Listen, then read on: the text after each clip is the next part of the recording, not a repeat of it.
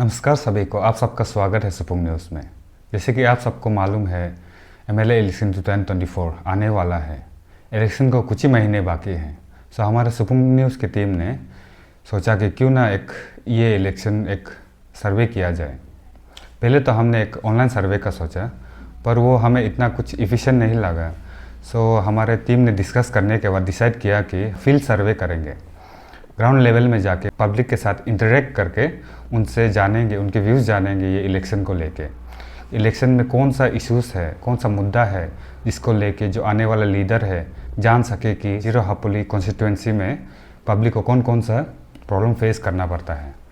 और इस सर्वे को हमने स्टार्ट किया था 10 नवंबर 2023। ये ख़त्म हुआ 31 दिसंबर 2023। और इस सर्वे में हमने 2166 सैंपल कलेक्ट किया। और इस सर्वे में हमने बहुत सारे क्वेश्चन पूछा। तो उसमें से सबसे पहला क्वेश्चन था व्हाट इज़ योर जेंडर, जिसमें से 59% मेल का आया और 41% फीमेल का। फिर हमारा सेकंड क्वेश्चन था व्हाट इज़ योर एज, आपका उम्र कितना है। हमने इस सर्वे में सबसे ज़्यादा इंटरेक्ट किया 18 to 30 के जो एज ग्रुप है उनसे, जिसे यूथ एज ग्रुप भी कहा जाता है। और ये जो क्वेश्चन है व्हाट इज़ योर एज, इसमें हमने 4 हिस्सों में डिवाइड किया था। 18 to 30 एज ग्रुप, उसके 30 to 45, उसके बाद 45 to 60, उसके बाद 60 एंड एबव। तो हमने 18 to जो 30 है एज ग्रुप, उससे उनका जो 41% रहा जिससे हमने इंटरेक्ट किया। उसके बाद जो 30 to 45 एज ग्रुप है उनका रहा 33%। और उसके बाद जो 45 to 60 एज ग्रुप है उनका 17% को इंटरेक्ट किया हमने। उसके बाद जो 60 एंड एबव था 9% ही रहा। तो उसके बाद हमारा जो थर्ड क्वेश्चन था व्हाट इज़ योर ऑक्यूपेशन, आप क्या काम करते हैं। उसमें से इस क्वेश्चन में 16% ने कहा कि गवर्नमेंट एम्प्लॉय, 15% बिजनेस या जो प्राइवेट जॉब करते हैं, और 17% आया स्टूडेंट की तरफ से। उसके बाद 31% जो अनएम्प्लॉयड यूथ है उनसे आया। उसके बाद 21% जो ऑप्शन था अदर्स बोल के, वहाँ पे टिक मार्क किया। उसके बाद हमने जो फोर्थ क्वेश्चन था हमारा, उसके बाद हमने पूछा पब्लिक से what is the important factor that would decide your vote in favour of a candidate. वो एक क्या महत्वपूर्ण कारण है जिसको देखकर आप अपना वोट किसी कैंडिडेट को देते हैं।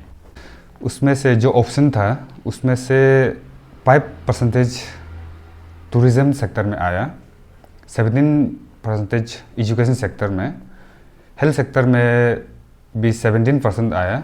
उसके बाद 11% हाइजीन में आया, 4% इंफ्रास्ट्रक्चर और 46% ऑल ऑफ द अबव। इसमें ये क्वेश्चन में हमारा 4 टूरिज़्म सेक्टर का ऑप्शन दिया था हमने। उसके बाद health sector, health and hygiene, उसके बाद इंफ्रास्ट्रक्चर, उसके बाद सबसे लास्ट में था all of the above. Next question हमने पूछा कि do you think the current MLA has successfully implemented policies और initiative that directly support the educational and career development of the youths in our constituency. इसका मतलब होता है कि ये जो हमारे विधायक हैं उन्होंने क्या ऐसे कुछ पॉलिसीज़ लाया यहाँ पे जो यूथ के जो एजुकेशनल डेवलपमेंट है या उनके जो करियर डेवलपमेंट है उसमें उनके लिए कुछ काम या हेल्प या सपोर्ट मिले। तो उसमें से पब्लिक का आंसर रहा 13% येस। 13% को लगता है कि ये जो एमएलए है, करंट एमएलए है, उन्होंने यूथ्स के लिए कुछ किया है। उसके बाद 55% ने कहा नो। उन्हें 55% को लगता है कि जो हमारे करंट एमएलए है उन्होंने यूथ्स के लिए इतना कुछ नहीं किया। और 32% आंसर दिया मे बी। उसके बाद हमारा जो 6th क्वेश्चन था उसमें हमने पूछा how would you score the performance of the incumbent MLA. आप ये जो प्रेजेंट एमएलए है उनके जो टेन्योर में जो उन्होंने काम किया है उसको आप कैसे स्कोर करेंगे। और उसमें हमने 5 ऑप्शन दिया। उसमें था फर्स्ट वेरी सेटिस्फाइड, उसके बाद सेटिस्फाइड, थर्ड में था न्यूट्रल, फोर्थ में डिससेटिस्फाइड और 5th में वेरी डिससेटिस्फाइड। उसमें से पब्लिक का आंसर आया 5% वेरी सेटिस्फाइड, 34% सेटिस्फाइड, उसके बाद 47% neutral, 12% dissatisfied and 2% very dissatisfied. 5% को लगता है कि जो अभी प्रेजेंट एमएलए है उनके जो टेन्योर में उन्होंने काम किया है उससे बहुत खुश हैं, और 34% भी सेटिस्फाइड है उनके जो काम है, और 47% न्यूट्रल। उसके बाद जो 12% है उन्होंने कहा कि वो डिससेटिस्फाइड है उनके काम से। उसके बाद 2% ने कहा कि वो बहुत ही डिससेटिस्फाइड है उनके काम से, जो उनके जो 10 इयर्स टेन्योर देते हैं। उसके बाद हमारा जो 7वां क्वेश्चन था उसमें हमने पूछा कि do you think there should be change in the leadership of the 17th zero Hapoli constituency. क्या आपको लगता है कि ये जो 17 जीरो हापोली का कॉन्स्टिट्यूंसी में लीडर चेंज होना चाहिए, एक नया लीडर आना चाहिए? तो उसमें से 60% ने कहा कि हाँ, उन्हें 60% को लगता है कि यहाँ पे एक नया लीडर आना चाहिए, और 12% ने कहा नो, उनको नहीं लगता कि यहाँ पे नया लीडर आना चाहिए। वो ताकि साहब जो प्रेजेंट एमएलए है उनसे खुश हैं, और 28% ने कहा कि मे बी। उसके बाद जो हमारा नेक्स्ट क्वेश्चन था 8th क्वेश्चन, उसमें हमने पूछा should money culture be demolish in election. क्या ये जो पैसा लेके जो वोट देते हैं, ये जो एक प्रोसेस है, ये बंद होना चाहिए कि नहीं ये इलेक्शन में? उसमें 65% ने कहा कि यस, उन्हें लगता है कि ये जो मनी कल्चर है, जो इलेक्शन में पैसे दे के वोट लेते हैं, वो एक ख़राब चीज़ है, उसे बंद होना चाहिए। और 8% ने कहा कि नो, उन्हें लगता है कि ये बंद नहीं होना चाहिए उनके हिसाब से। उसके बाद 22% ने कहा मे बी। उसके बाद 5% ने कहा कि प्रिफर नॉट टू आंसर, वो अपना जवाब नहीं देना चाहते थे कि इलेक्शन में मनी कल्चर जो डेमोलिश होना चाहिए कि नहीं। उसके बाद हमारा जो 9th क्वेश्चन था उसमें हमने पूछा which of the following candidate would you won't for in the upcoming assembly election 2024।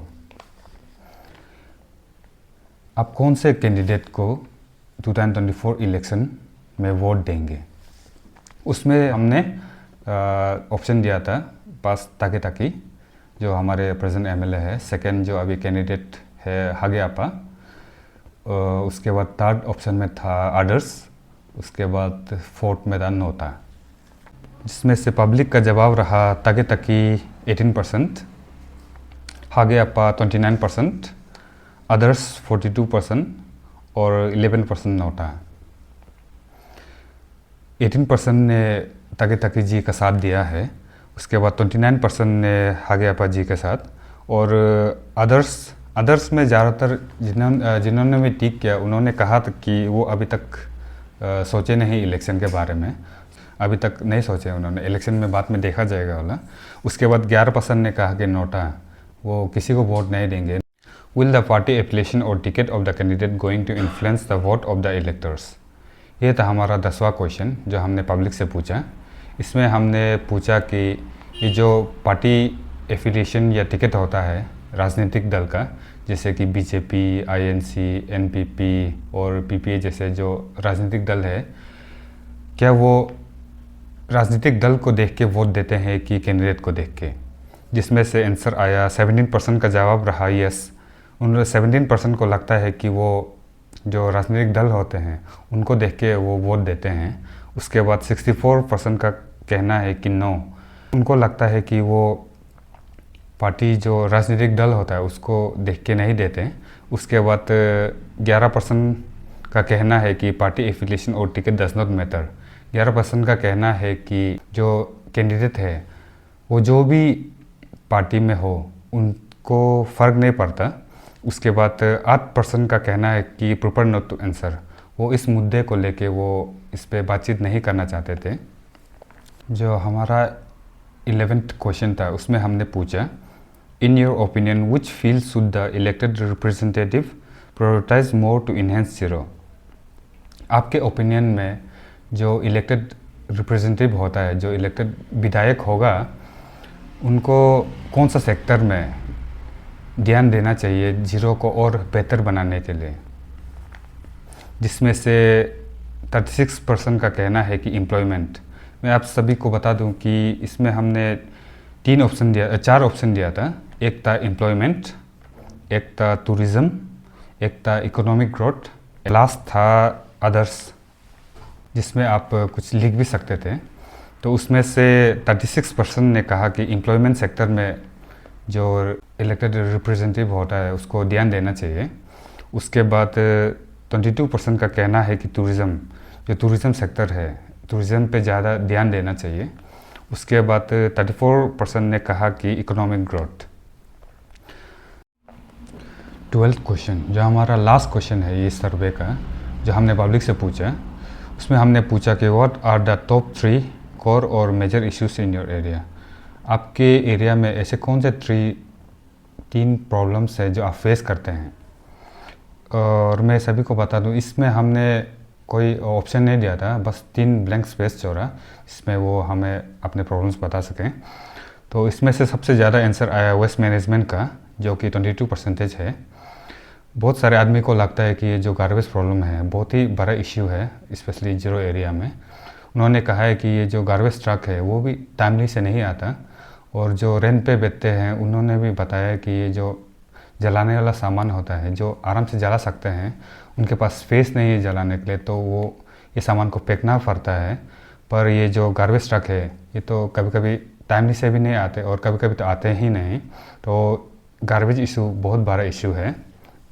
उसके बाद 16% ने कहा कि ड्रग मेनेंस, से कि आप सब जानते हैं कि अभी जो ड्रग है, बहुत जो ड्रग इशू है बहुत अभी जीरो में आ रहा है। लास्ट ईयर भी बहुत सारे पेडलर्स को पकड़ा हमारे यहाँ की पुलिस ने। तो 16% को लगता है कि ये जो ड्रग इशू है बहुत बड़ा है अभी जीरो पे। उसके बाद 11% ने कहा कि मेडिकल फैसिलिटीज़। 11% को लगता है कि ये जो मेडिकल है, हमारा जो डिस्ट्रिक्ट हॉस्पिटल है, उसमें बहुत सारे जो फैसिलिटीज़ उपलब्ध नहीं हैं। अगर और थोड़ा फैसिलिटीज़ ज़्यादा आ जाए तो उनके लिए बहुत सुविधा होगा। उसके बाद 11% ने कहा इलेक्ट्रिसिटी प्रॉब्लम। जो ये इलेक्ट्रिसिटी फ्लो है, ये जो सर्विस प्रोवाइड करते हैं, उनके हिसाब से इतने इफ़िशिएंट तरीक़ा से वो प्रोवाइड नहीं करते हैं, तो वो उन्होंने ये प्रॉब्लम बताया इलेक्ट्रिसिटी का। उसके बाद 10% ने कहा कि वाटर सप्लाई जो उनका जो प्रॉब्लम है, उन्होंने बताया है कि ये जो टाइम दे के रखते हैं वाटर जो आने का, पर कभी कभी टाइमली नहीं आते और कभी बहुत दिन तक नहीं आते ये पानी, तो उनको लगता है कि ये पानी का भी बहुत बड़ा प्रॉब्लम है यहाँ पे। उसके बाद 9% ने कहा कि ड्रेनेज प्रॉब्लम। उनका मानना है कि ये जो टाउनशिप है या विलेज एरिया में भी एक अच्छा ड्रेनेज सिस्टम होना चाहिए। ड्रेनेज सिस्टम नहीं होने का कारण भी बहुत सारे प्रॉब्लम्स उभर के आते हैं। उसके बाद 8% ने कहा कि डिलिमिटेशन प्रॉब्लम। बहुत सारे लोग को लगता है कि ये जो 17 हापोली कॉन्स्टिट्यूंसी है, इस पर 2 MLA होना चाहिए, तभी ये और इफ़िशिएंट तरीक़ा से वो काम कर पाएंगे और अच्छा से डेवलप कर पाएंगे जीरो को। उसके बाद 7% ने कहा कि रोड मेंटेनेंस। उन्होंने बताया कि यहाँ पे बहुत सारे जगह पे रोड तो बनाया गया है, लेकिन उसको प्रॉपर मेंटेनेंस नहीं करने का कारण बहुत सारे पोर्ट होल्स भी आ चुके हैं। तो अगर गवर्नमेंट इस पे और थोड़ा ध्यान दे तो उनके लिए बहुत ही अच्छा होगा। उसके बाद जो लास्ट इशू है 6%, जो लास्ट इशू है, उनका कहना है कि गवर्नमेंट कॉलेज। उन्होंने बताया है कि अगर यहाँ पे जीरो के अंदर पे एक गवर्नमेंट कॉलेज खोला जाए तो उनके लिए बहुत ही अच्छा होगा, क्योंकि ऐसे बहुत सारे स्टूडेंट्स हैं जो प्राइवेट कॉलेज में अफोर्ड नहीं कर पाते। लास्टली मैं सभी दर्शकों को बताना चाहूँगा कि ये जो सर्वे हमने किया, जिसमें से 2166 सैंपल जो हमने कलेक्ट किया, ये इंटायर पॉपुलेशन को रिप्रेजेंट नहीं करता। 17th जीरो हापोली जो कॉन्स्टिट्यूंसी है, इसका जो पॉपुलेशन के हिसाब से 8 to 10% के बीच में हमने जो ये सर्वे किया। और ये जो सर्वे के थ्रू हम किसी को एडवाइस, इन्फ्लुएंस या रिकमेंडेशन नहीं कर रहे हैं। ये अपने हिसाब से आप अपने थिंकिंग से इंडिपेंडेंटली आप ये इलेक्शन में वोट दें। और ये डाटा जो हमने दिखाया उसके बेसिस पे आप डिसीजन मेकिंग ना करें। और ऐसे न्यूज़ के लिए बने रहें सुबह न्यूज़ के साथ।